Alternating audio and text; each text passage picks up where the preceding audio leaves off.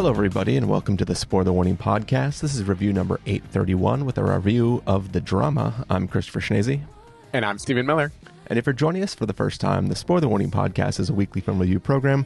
Each week on the show, we're going to dive in, debate, discuss, and argue over the latest films coming to a theater near you. This week, we're talking about the film The Drama, which is a story about a little couple. They're about to have a wedding. They play a silly little game where they talk about the worst things they've ever done, and then drama ensues.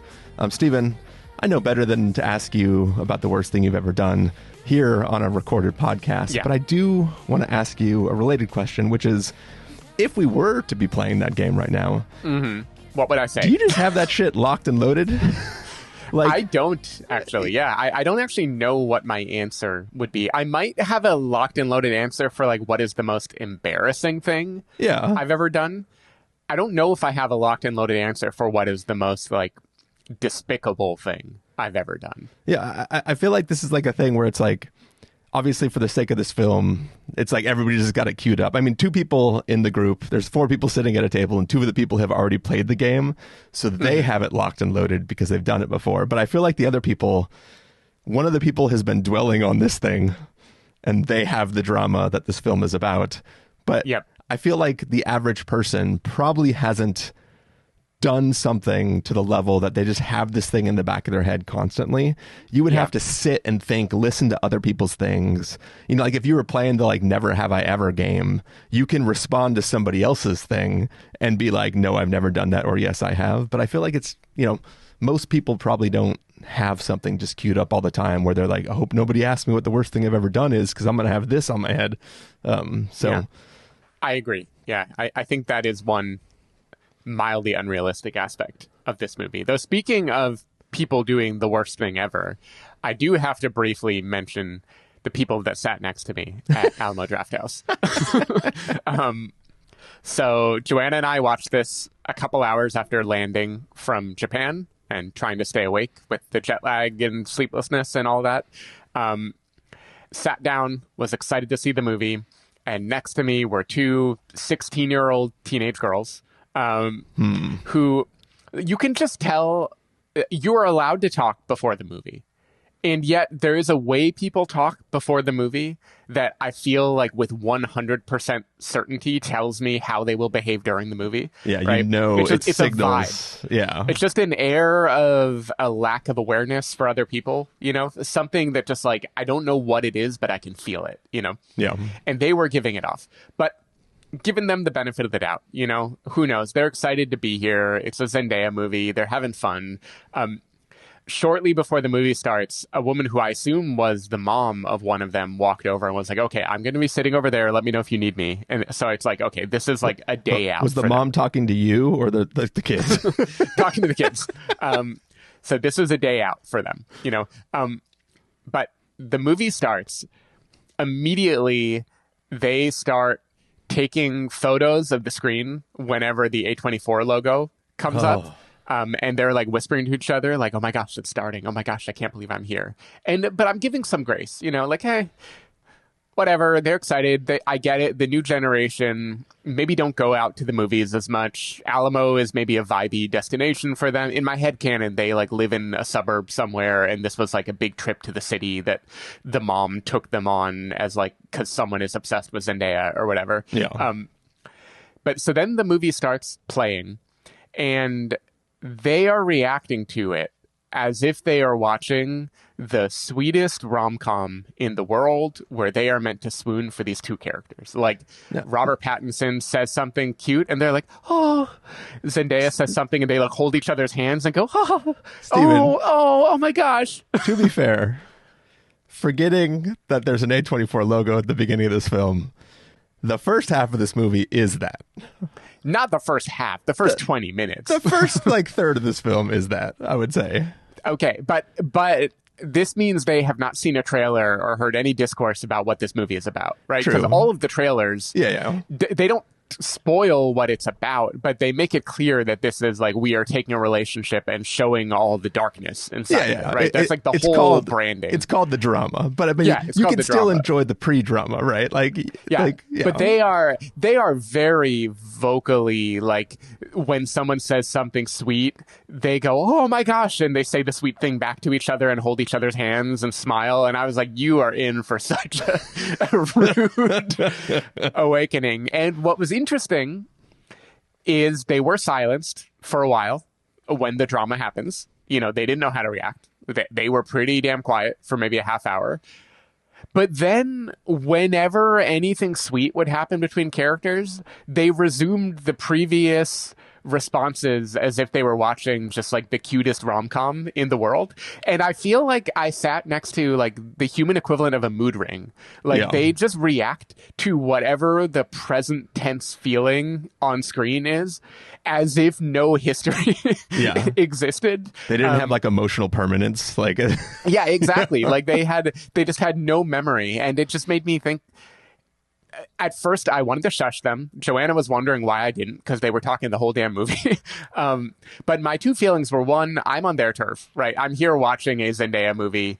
I'm not going to be like the 37-year-old who sat next to these like 16-year-olds who a mom took them there. And I'm like, hey, quiet down, kids. Like, I'm not going to do that. Even if I am in a theater, like, the moment Alamo pivoted to the QR code thing, it's like, I have lost all moral authority to tell them not to do anything during the movie. You can still raise an order card. No, I can't. Oh, yeah, there's no order cards. That's right. Yeah, I have to scan a QR code and type in, like, the girl's next to me. But the second reason I didn't shush them is I just feel like this just is the new generation. Like, who am I to say, like, they experience things in 15-second bursts, and there's no before, there's no after, there's only now, and they're sitting and engaging with it on the fly. And like, it is a new human evolution, and I am just a dinosaur who is sitting here watching it happen. So anyway, that was my experience.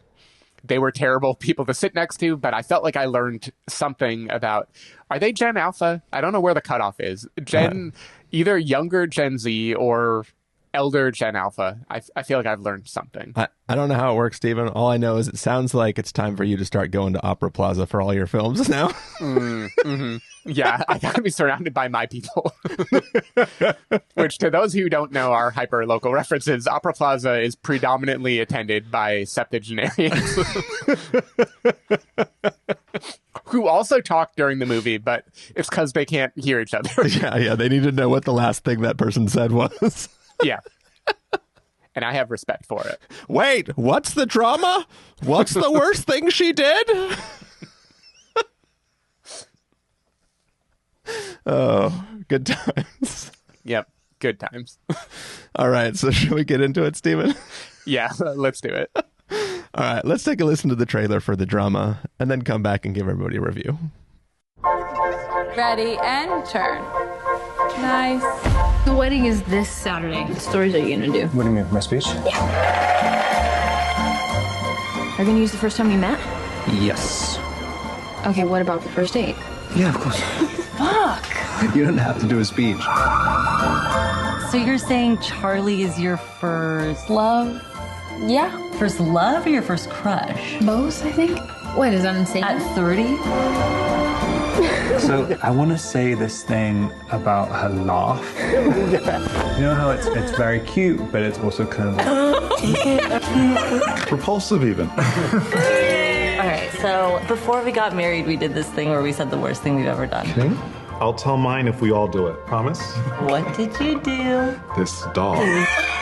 Beer bottles and porn. You left him there overnight. Yeah. What's the worst thing I've ever done? Okay, Are you serious?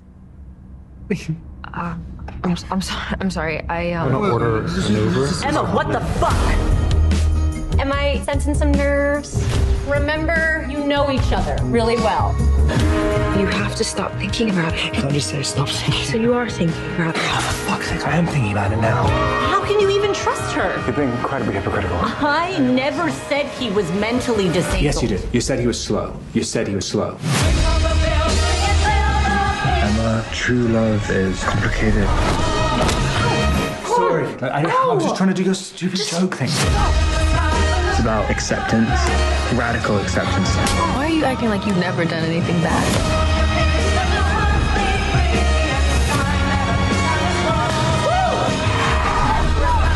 What the fuck was that? I don't know. It's just, there's some drama. It's very funny.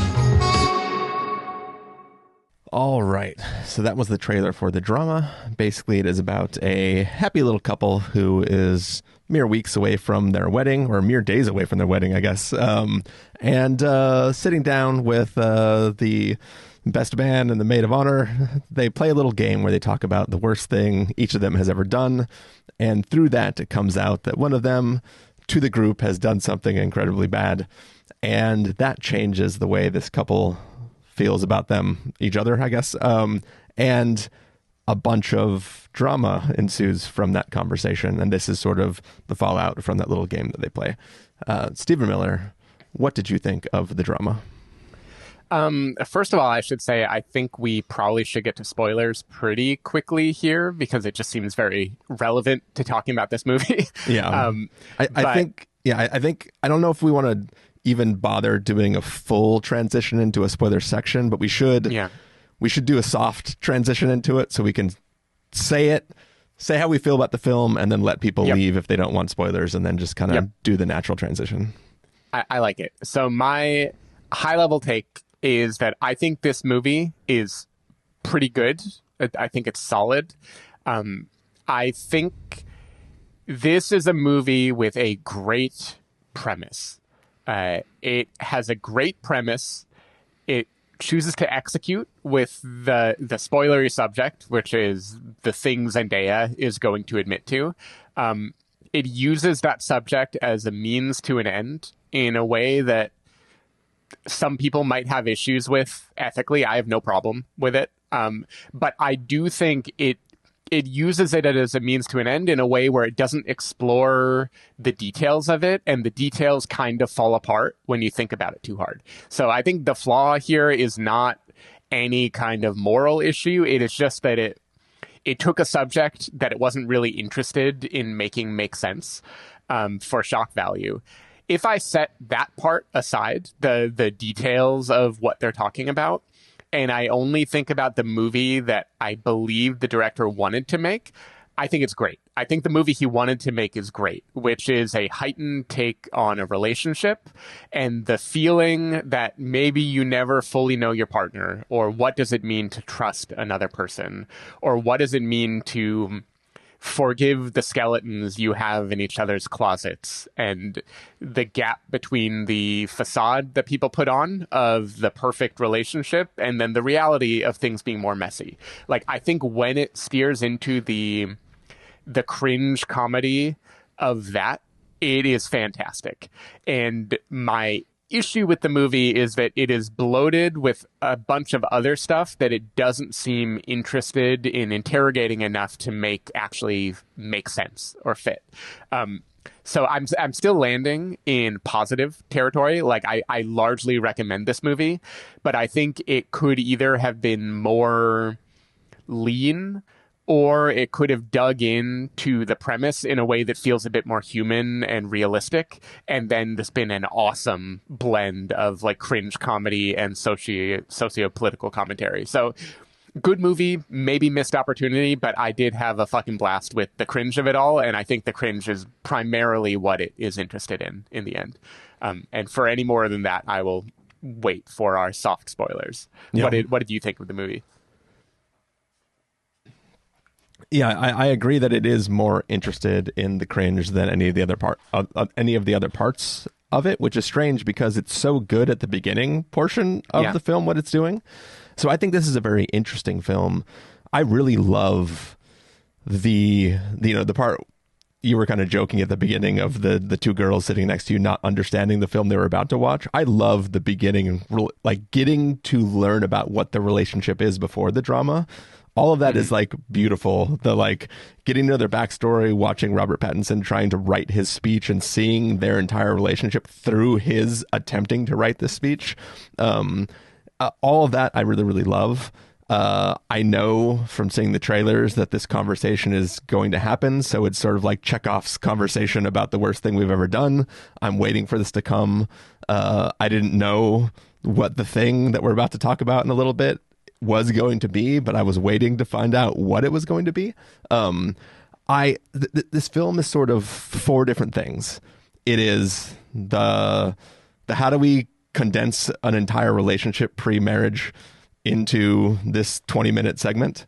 It is what happens.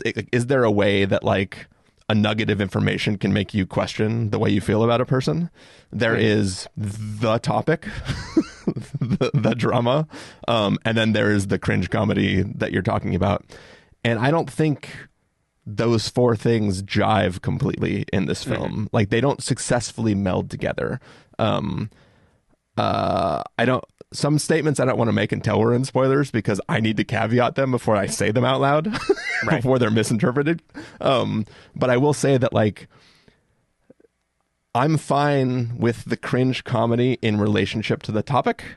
I think there's a way to do that successfully.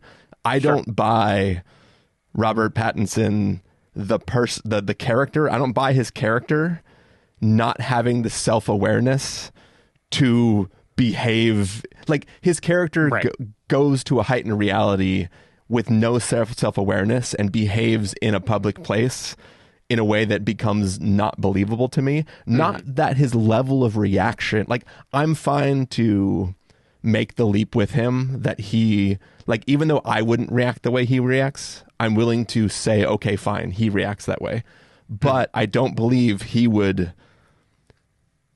go to the level in a public place and give away information in public places. Like, I feel like he would have more in multiple ways. I agree with you. And I will add also that I think the character of Rachel, played by Alana Haim, is to me the most unbelievable reaction. But to talk about that, we really have to get into the details of what we're referring to. Like that's why I say it's like the human reaction to the specific things that Emma reveals, I think don't stand up to the details. Like not their immediate reaction, but the way they play out over the following days and the conversations around them and Emma's conversation, like all of that to me doesn't jibe 100% with real human behavior, which is a shame in a movie that in other ways seems very keenly attuned to like how relationships work and how people interact with each other, which is why I feel like it doesn't serve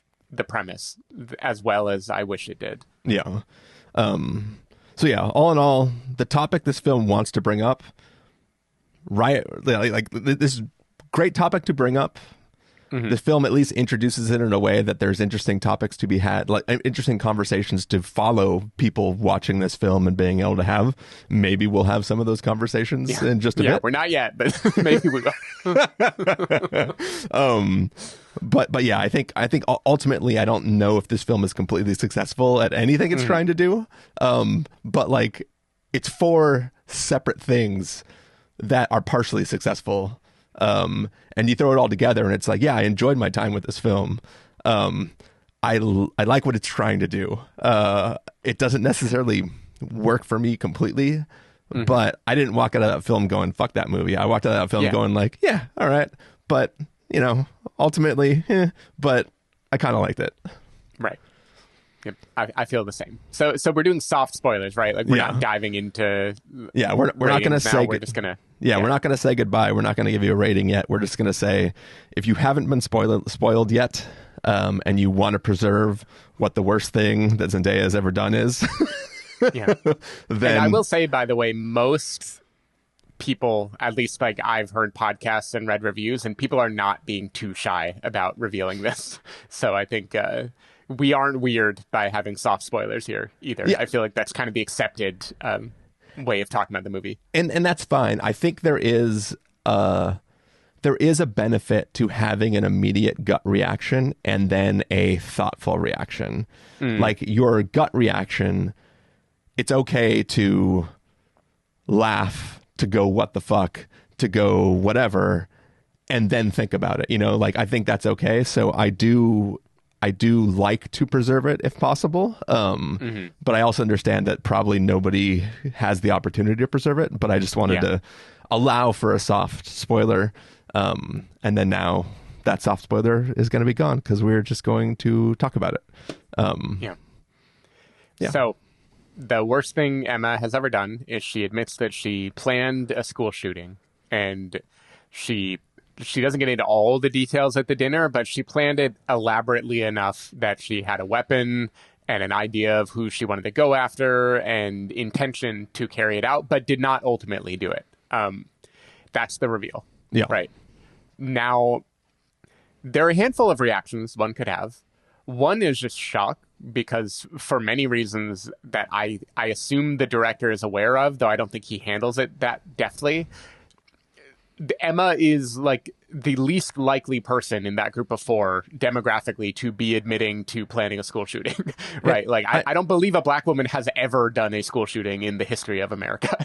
And I wouldn't say the director didn't think about it at all, because there's references to it. Yeah, in one of the flashbacks, he puts that line in her flashback mouth, right, as a statement. So it's not like it's devoid of acknowledging that fact. Yeah. It's so it yeah. Of course. Yeah, he doesn't seem that interested in digging in too much, but there is the shock value of just like you know, like and then there's also the like, oh my God, how could you get that far? What kind of hateful person, what kind of, I'm using characters' words here, like what kind of psychopath would do something like that, But then for me, pretty quickly is the more thoughtful reaction of like, there's no such thing as a thought crime. She didn't do it.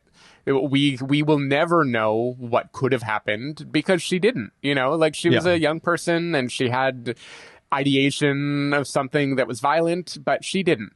And compared to everyone else at that table, they all admitted to terrible things they actually did, Like they literally put people, like one person used somebody as a meat shield. The other person essentially almost committed like negligent homicide, but they found the other person, the boy. The other person, Robert Pattinson, did the behavior that quite literally leads people to become. Sorry, I know you're meant to wonder how much that really happened because the cause and effect isn't clear. No, that's not my statement. Jamie and I disagree on this, but I think the text of the film is that didn't even happen. Right. Yeah. I think that he was stretching to come up with something to tell the group, and that he said, I sort of cyberbullied this guy. I don't think he actually even did. And then he even says like, oh, maybe he moved away just as a coincidence. Like, I think he was stretching. Yeah, I think you can read it either way, for sure. But, like, I am trying to allow for that definition, but I think another way to read that is he hasn't even really thought before about the fact that, oh, wow, I did do this thing and this person did move away. Like, I think there's a read of the film that is he was like naive to the like intense effects of his behavior. But I also agree it could be that he was just stretching and trying to make something and it wasn't even a thing. That's how other people treat him in the conversation. I think there's a likely chance that he one time commented, "This is dumb" on somebody's post, and that was the extent of his cyberbullying. But all that to say, like, at least 2 out of 3 and maybe 3 out of 3 of the other people at that table did real things that cause harm, right? And yet the thought crime, the potential wrong that wasn't committed by Emma, is the source of all of the drama. And like, there are aspects of this that I believe, right? I believe that for Robert Pattinson, this person who seems so sweet and empathetic that you've maybe put on a pedestal, you all of a sudden have like intrusive images of her being violent or her capacity for violence, right? Like I can imagine how like the brain isn't totally rational and all of a sudden you have this thing you can't unsee in your head, right? Your fiance holding a gun or planning this awful thing, right? That all I believe.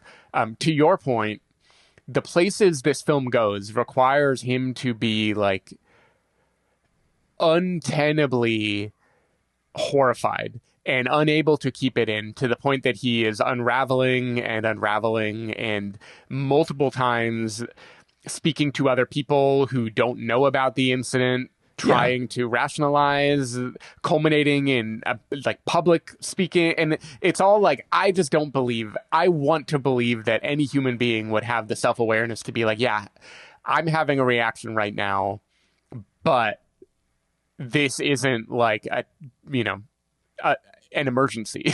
Yeah. Right. Yeah. Like in the middle of his speech saying, even if you did kill somebody, like that's like I believe he would have more self-awareness than that. Exactly. Yeah. I think though the part of it that I really had trouble believing is Alana Haim's character immediately goes into fuck you mode. And again, like her immediate reaction might be accurate if it's meant to portray someone having an emotional reaction, because she reveals that her cousin was, paralyzed from the waist down by a school shooting. And so she has this intense response of like, how could you? Don't you know about my cousin?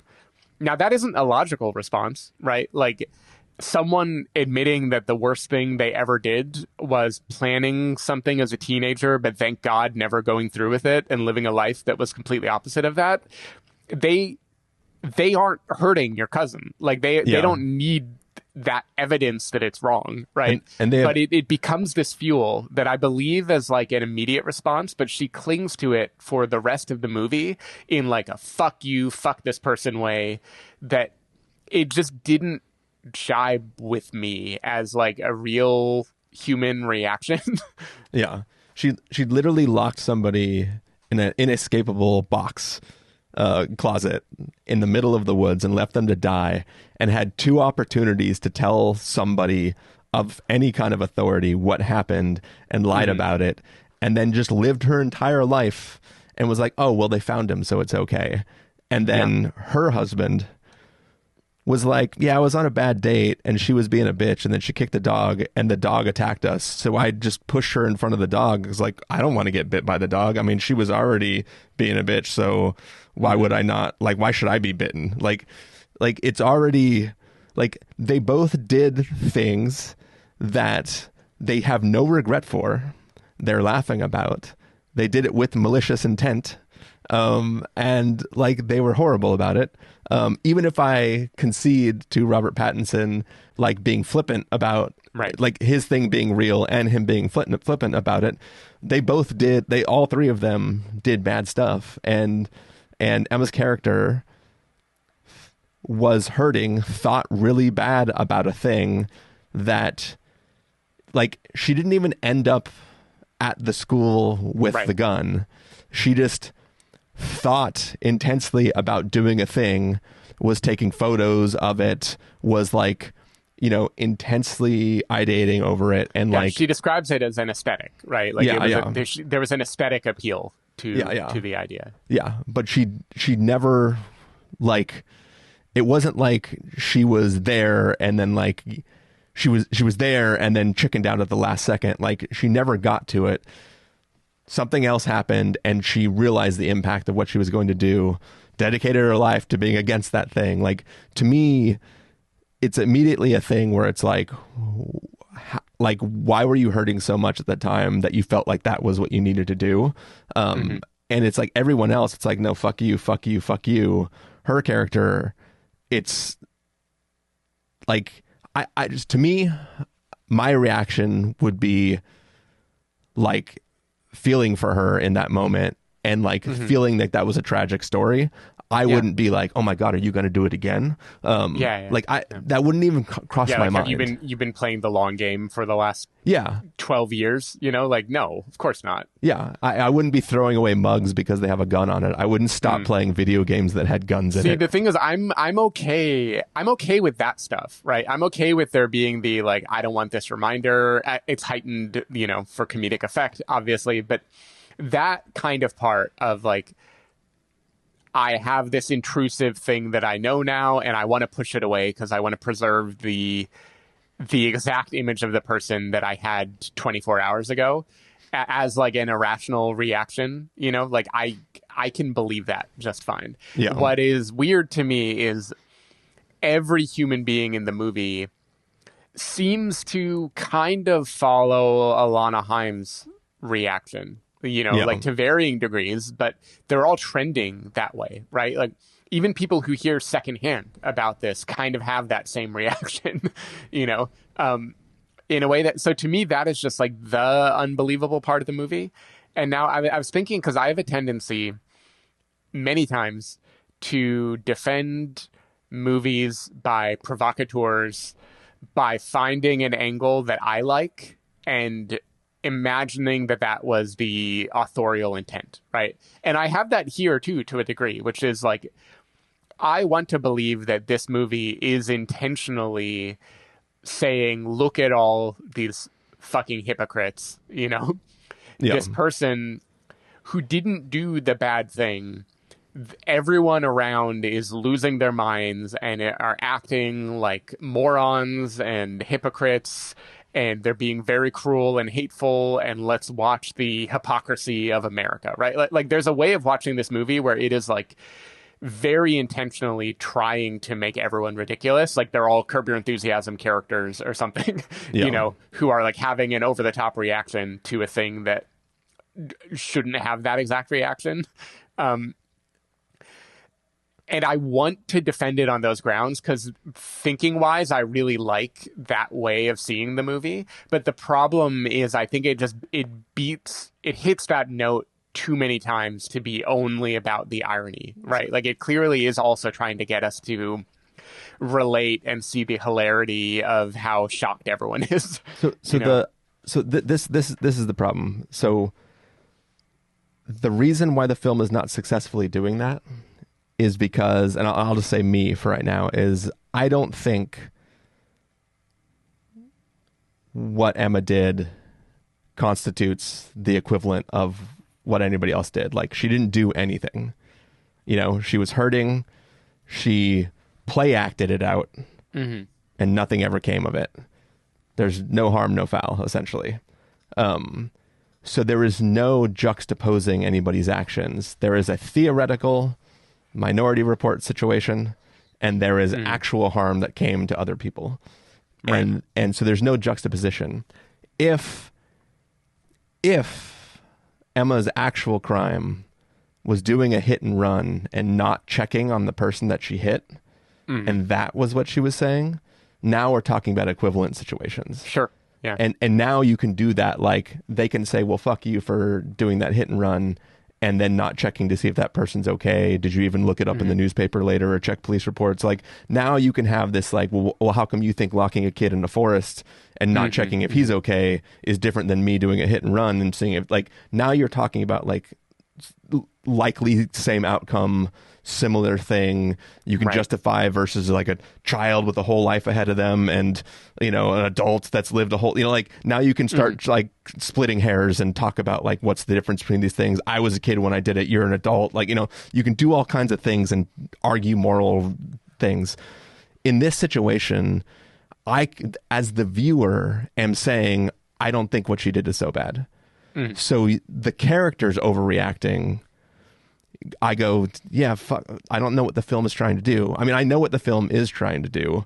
Like, I mean, so my take on the film is saying, regardless of like who's overreacting or not, the film is saying, when you walk outside, when you go to Alamo Drafthouse, every single person in that theater's got a little bit of Emma in them. Like, that's what I think the film is saying, is that like, there's the, like, everything is gray. and that Emma just was way farther across that gray spectrum and where she was than you, the viewer, is. But there's a little piece of Emma in all of us. And how can you judge Emma when you have Emma in you as well? And that's what I think the film is ultimately saying. And that is an interesting thing to say. I don't think it says it interestingly, but that is there. It is in the film. You can think about that question. I think it does it a little bit sloppily. But I like that as a concept, as a theory, and not a theory. I think that is a fact. I think we all have a little Emma in us. I think the difference between the way we feel about things, like the amount of kids that make a list of everybody in their school they wish was gone, that will never act on that, will never do anything, might put gum in their seat when they sit on it, and that's the worst they'll ever do. I don't think there's that much of a difference between that and doing way worse things. It's just they have a thing that doesn't push them over the edge, right? Like, and they don't have access to guns. They don't have influences that are bad. Like, I think we all have a lot of stuff that prevents us from doing way worse things than we could. And I think this film is dealing with that from a outsider perspective. And it doesn't know how to kind of deal with it, maybe in a way that hits it perfectly, but it's doing something interesting. I like that. I would say it definitely is trying to tackle that, though I would add, I think it specifically wants to say that in the context of relationships, of how do two people fall in love and trust each other in a world where we all have a little bit of Emma, right? Like how do you embrace, and that is very much the text of the movie, right? If we think about like, and we're not trying to do full-blown spoilers or whatever, but if you think about like the note the movie ends on or whatever, it is very clearly trying to be like, look, we're all fucked up. And how do you build that fantasy fairy tale, the joyful parts of being in love, knowing that we all also have the capacity, right, for terrible things. What is, and I think what we're both saying is like, that message is there. That message jives with the way they handle the relationship dynamic, but it doesn't jibe with the way they handle how people respond to her story and the degree that they do it. Like, there's something that just doesn't work in translation. And that second thing that doesn't work is what I want to be like, this is also messy because it's trying to layer on irony and hypocrisy and all these other things. You know? But you're right. It's like it has too many, I don't want to say too many ideas, but it's like it has too many angles it wants to explore, and they fight each other and kind of cancel each other out. So it can't do any one of them as well as it should. Yeah. But I really enjoyed the cringe of it all. Like, there's a sequence that is in the trailer, I think, at least I remembered it, of them getting photographs before the wedding. And it is so like it's mostly in the teaser. I think the first teaser is just that scene, essentially. Yeah. And for all the premise of Zendaya revealing that she planned a school shooting, all the details or whatever, what that scene is really getting at is something that I think most people can relate to, which is like, I was just in an argument with someone, but now I have a social engagement. And we both have to be really nice and happy and try to Marshall and Lily hit pause and pretend that everything is great. And I thought, like, those little kind of moments that you can just extrapolate from any relationship and assume it's just blowing it up to a ridiculous proportion. I thought the movie was great at that. Like, I was laughing at that. I was laughing at lots of sequences in like bits of dialogue in the wedding. There's a moment when Charlie is trying to get Rachel and Mike back on Emma's side. And so he rounds up her actual story into a narrative that feels more palatable and more like empathetic, and that made me chuckle because I assume that's something like, I'm sure that's something my wife has done for me too. Like, we all have this impulse to like, let me make the other person look like as good as possible and hand it on a silver platter to the outside world. Like, all of those things I thought were great, and they just don't fit the actual premise of the movie. I still, even in that situation, that only works if you're not about to go to a wedding where that person's parents are going to be there, and you can ask the father if that situation is true. You know what I mean? And that didn't actually play out like that in the film, but I was just thinking the whole time, like, you can't just do that when all those pieces are about to be there in that place. Yeah. I just want to say, like, I found those bits in isolation delightful enough that it mostly made me okay that I think this is very clunky in how it handles the premise. You know, like the bits of observation that it got right on an interpersonal level are good enough that I don't really mind that there's this big other detailed thing that I think it gets totally wrong on an interpersonal level.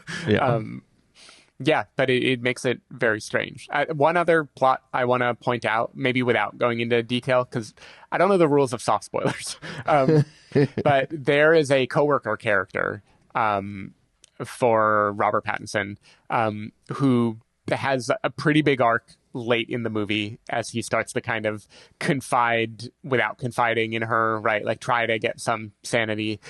And there are bits of the way that plays out that I thought were really funny. But when I zoom out and look at that character arc with the story this movie wanted to tell, it feels like unnecessary almost. It's like they had to escalate more and more and more in a way that I don't think fits the premise or the question of how do you trust your partner. Like, it works only in the ironic version that I want the movie to be, of like the comedic heightening of how bad can someone get while, like, how big can the plank in your own eye be while seeing the speck in someone else's, you know? But there's just something about it that I felt like it was veering into like farce territory in a way that it didn't need to. That arc is one of those examples of where I'm like, his lack of self-awareness, like, where he's like, I'm going to allow you to go get this person so they can corroborate a different story. And I am not self-aware enough to know that completely out of context, this person, not knowing what we're about to talk about, might not respond in the way that I'm expecting them to. I'm like, come on, bro. Yeah, he is required to be a moron, basically, to make the movie happen. Like, it's like, you know, it's like the thing that I always come back to is like, just say the words that you need somebody to respond with so that the right thing is said, because you're just allowing the situation to get worse. And I get that it's funny, but like, it's funny at the expense of being realistic now. This is where I feel like the ironic part of the director is coming out as part of the intent, because like, if we zoom out and look at that whole arc and a character sums this up at the end, like, yet another terrible thing has happened. Like Robert Pattinson, you could easily look at that and be like, what a fucking terrible person, you know, like, textbook terrible thing to do. I don't just mean interpersonally. I mean, like, for social reasons too. Right. And so it's all kind of like in the mix. It's just nowhere near as clean. Like, Dream Scenario wanted to take the idea of fame and infamy and cancellation and all these, like, the milkshake duck, like all these things that were in the culture, and blow it up to a ridiculous proportion so we could all laugh at it. And I think it was very successful at doing that. This just feels like it has too many things it wants to blow up and laugh at the same time. And I just wish it were as like clear and concise as the last movie was. Yeah. Cool. Well, shall we get to verdicts? Sure. All right, Steven, if you were going to give us a must-see, recommend with a caveat, wait for until pass with a caveat, or a must-avoid, what would you give it?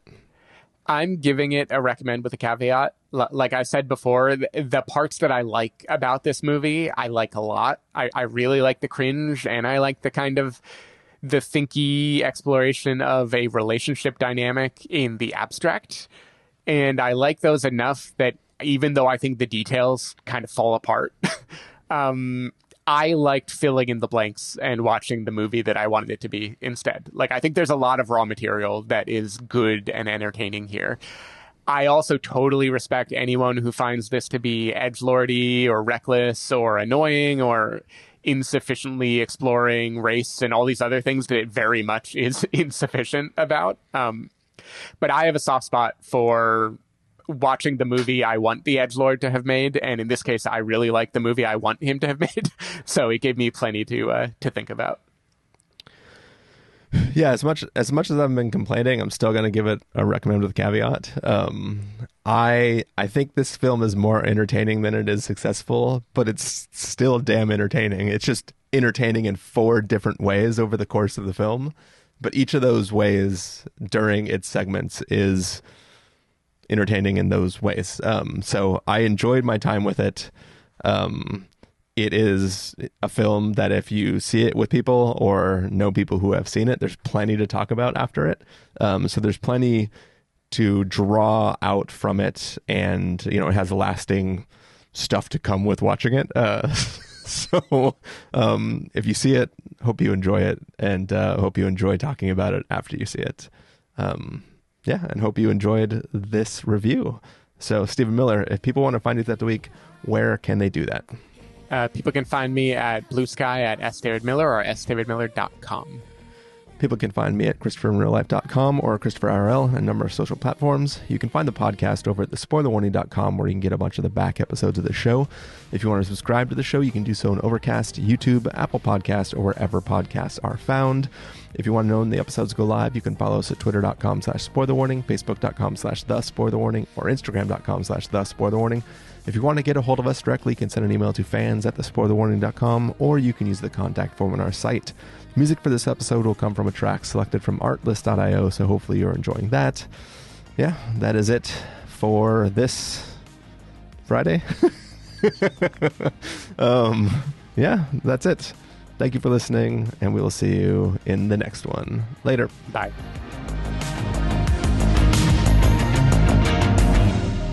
Where does it all go when you throw it away? In one ear, out the other, I got nothing to say.